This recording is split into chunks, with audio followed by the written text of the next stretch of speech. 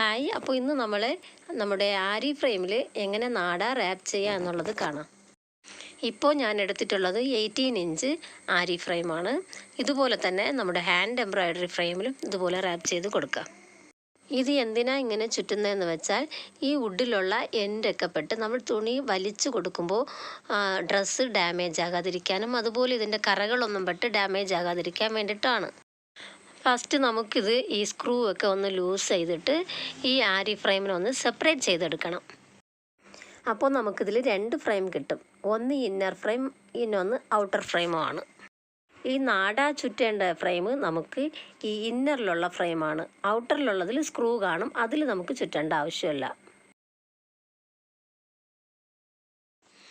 നമ്മുടെ ഈ ഫ്രെയിമിൽ തന്നെ ഒരു ജോയിൻ്റ് ഉണ്ട്. അത് നമ്മളിങ്ങനെ നാട റാപ്പ് ചെയ്ത് കൊടുത്താൽ അതൊന്ന് സേഫായിട്ടിരിക്കും. ഈ നാടയ്ക്ക് പകരം നമുക്ക് തുണി ആയാലും നമുക്ക് ചുറ്റി കൊടുക്കാവുന്നതാണ്. നമ്മൾ വെറുതെ ഇത് വെച്ച് യൂസ് ചെയ്ത് വരുമ്പോൾ ഈ ജോയിൻ്റ് അങ്ങനെ പൊട്ടിക്കൊടുക്കും. അങ്ങനെ പൊട്ടാതിരിക്കാനും വേണ്ടിയിട്ടുമാണ് ഇത് നമ്മൾ നാട ചുറ്റുന്നത്. ആദ്യം നമ്മൾ ഈ ഫാബ്രിക് ഗ്ലൂ എടുത്തിട്ട് ഇങ്ങനെ ഒന്ന് ഗ്ലൂ അപ്ലൈ ചെയ്ത് കൊടുക്കണം. ഇങ്ങനെ ചെറുതായിട്ടൊന്നിങ്ങനെ അപ്ലൈ ചെയ്ത് കൊടുത്താലും മതി. 2-3 സൈഡിലെങ്കിലും നിങ്ങളിങ്ങനെ അപ്ലൈ ചെയ്ത് കൊടുക്കണം.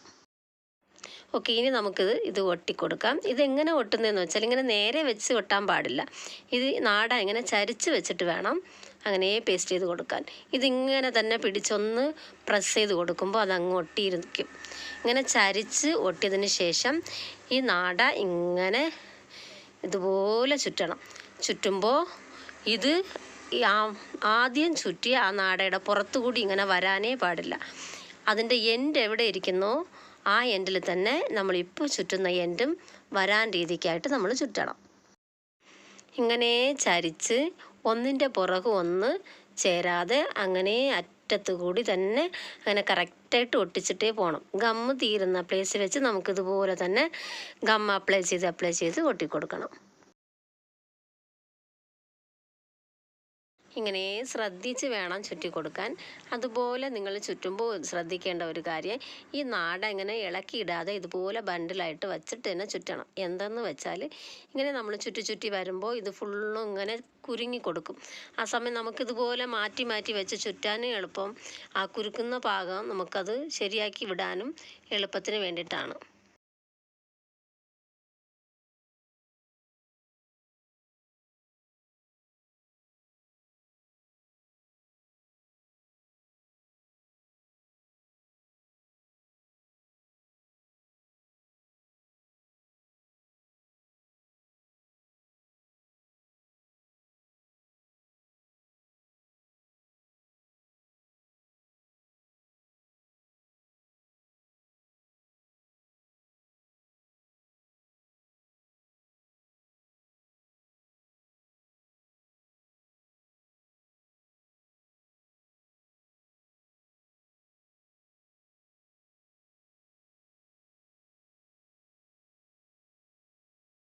നമ്മൾ കുറേ പ്രാവശ്യം ഇങ്ങനെ ചുറ്റി വരുമ്പോൾ ഇതിങ്ങനെ ചുരുണ്ട് കൊടുക്കും. അപ്പോൾ നമുക്കിത് അഡ്ജസ്റ്റ് ചെയ്ത് അതിനെ മാറ്റി ശരിയാക്കി വിട്ടിട്ട് വേണം ചുറ്റാൻ. അതാണ് ഞാൻ ഈ ബണ്ടിൽ ഇങ്ങനെ നേരെ വച്ചിരിക്കാൻ പറഞ്ഞത്.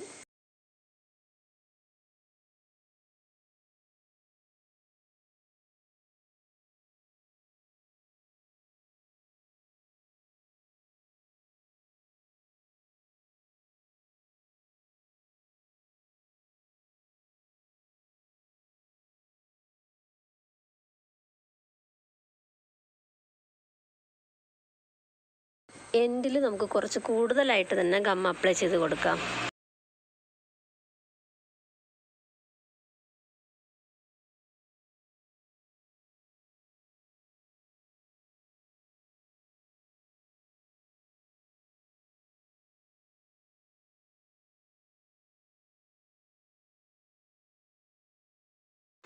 നമ്മൾ സ്റ്റാർട്ട് ചെയ്ത അതേ പ്ലേസിൽ കറക്റ്റായിട്ട് നമ്മളത് തീർക്കേണ്ടതാണ്.